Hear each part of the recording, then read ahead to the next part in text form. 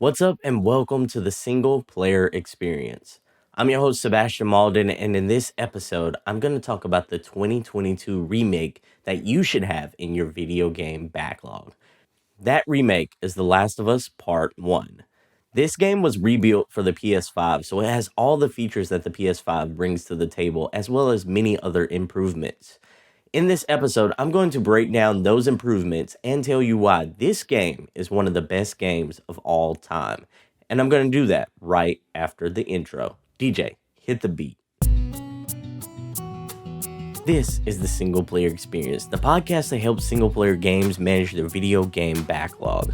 I'm your host, Sebastian Mauldin, and my main quest is to help you manage your ever-growing video game backlog by letting you know which single-player games are worth your time and money so that you can have the best single-player experience.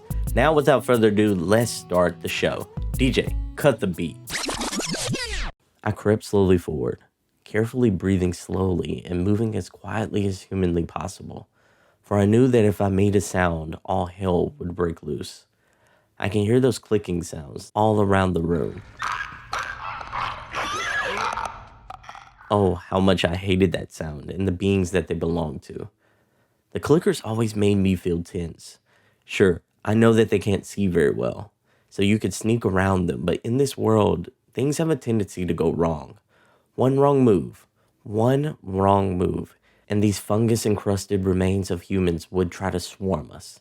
Those that fell victim to those kind of attacks either joined the ranks of the infected or ended up a bloody, pummeled mess. I looked back at Ellie. She's sticking close to me. That's good. I looked forward towards the doorway out of this underground train station.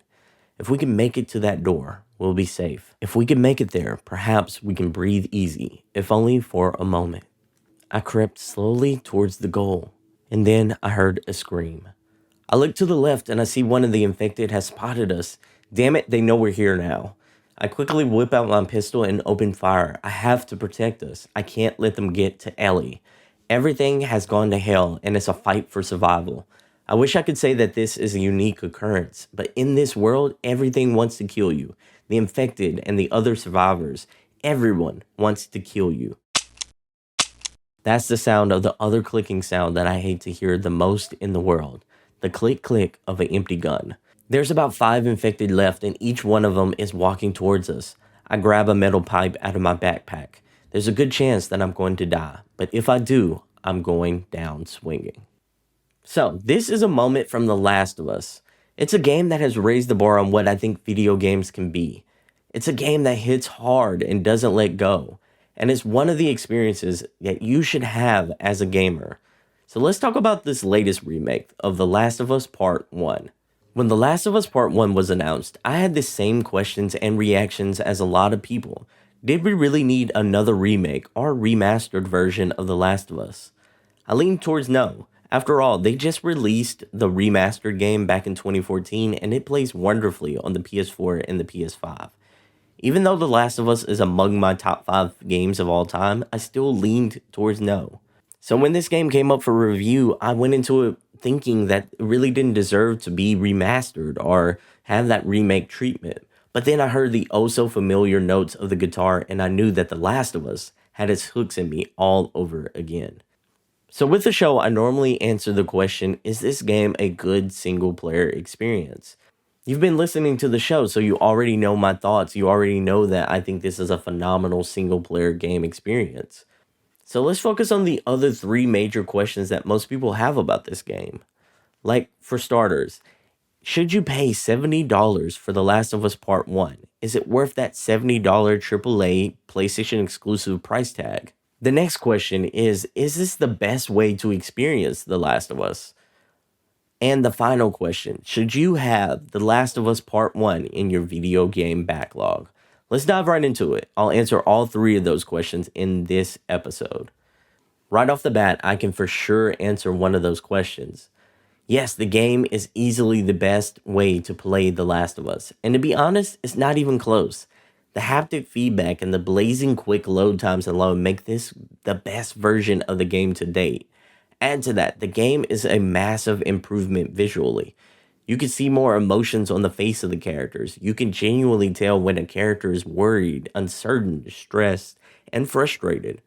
Most of the time, they don't even have to speak to convey those emotions. You can see the light leaving an enemy's eyes when you're choking them to death. You can see how the weight of a moment is affecting someone when something earth shattering is happening to them. The environments are often stunning and very detailed as well. Playing the remake of this game with its improvements graphically feels like I was playing the older versions with poor vision, and now I'm seeing the game while wearing contacts and glasses. I really feel like I'm seeing the game for the first time all over again. Things like shadows and textures stand out to me more. Landmarks like decaying cities and rivers seem more lifelike. Even the game's fictional zombies, the infected, feel more realistic and detailed. Let's switch gears and talk about this game's story. If you played the game before, then you know you are getting the exact same narrative as before. For those of you who've never played the game, here's a quick rundown. You play as Joel, a grizzled, closed off man who's taken his fair share of hits from the world due to a zombie like outbreak. Joel is a smuggler who's tasked with the job to get a teenage girl, Ellie, to a militia group known as the Fireflies. The emotional and hard hitting journey changes them in ways that they couldn't even imagine. Even though we've seen plenty of other post apocalyptic stories, The Last of Us always felt different and special. It's not the story that makes it special, though, it's the characters, Ellie and Joel. It's the way that we see them grow individually and slowly develop a bond between them. Over the journey, you can see how each of them lowers their barriers with each other. You can see those little details happening both in the story itself and in the gameplay. Despite this being a fictional world, everything about these two characters feels real. They evolve and interact with the world in a real way. Ellie and Joel just don't feel like your typical video game characters. No, they feel like people you know personally. And that's why you get invested in their journey. And what a journey it is. The 12 to 15 hour story is packed full of tense fights, great stealth, and suspenseful gameplay moments. The gameplay itself is fun and every action feels like it has weight behind it. Speaking of gameplay, I want to shout out the game's large amount of accessibility options. This allows larger audiences to experience this game. This version also has a speedrun mode and a permanent death mode for those who want an even bigger challenge. So now that you heard about all the improvements and what this game has to offer, let's answer the other two questions. Should you pay $70 for The Last of Us Part 1? And should you have The Last of Us Part 1 in your video game backlog? The answer to the first question depends on you. If you're a person who doesn't mind paying the price, then I'd say get the game. It's a very good game to have in your collection. If you're a person who wants to experience the game again or for the first time, but don't want to pay the $70, I say wait for a sale. This is what I'd also advise to anyone who's on the fence about buying the game again. Do it when you're ready to replay this Hall of Fame level game. The improvements are worth experiencing this game over again if you haven't in a while. As for the last question, should you have this game in your video game backlog? The answer is a hell yeah. This game is a great single player experience and one of the best games of all time. The Last of Us is an absolute masterpiece and a game that every gamer should experience, especially if you've never experienced the game before. In this show, we practice the 10 games backlog rule. In this practice, you log down 10 games. Those games are going to be your video game backlog. To be as productive as you possibly can be, we recommend that you only play 3 games at one time. One single player narrative game, one game that's going to be your chill and relax game, and another game that's going to be your palate cleanser game, which is a game that you play when you're not in the mood for your other narrative games.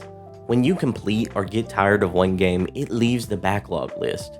Then you decide which new game is added to the list, and which game on the list advances to your active 3 games.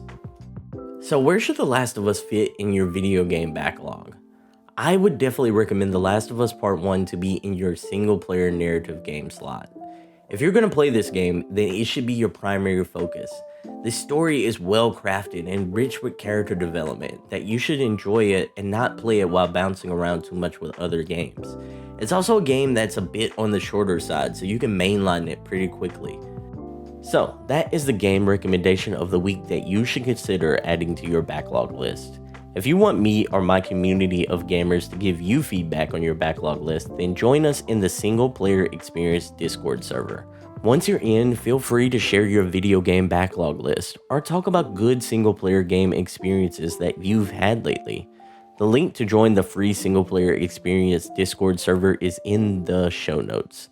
Thank you so much for listening to today's episode, and I hope to catch you in the next one. Peace.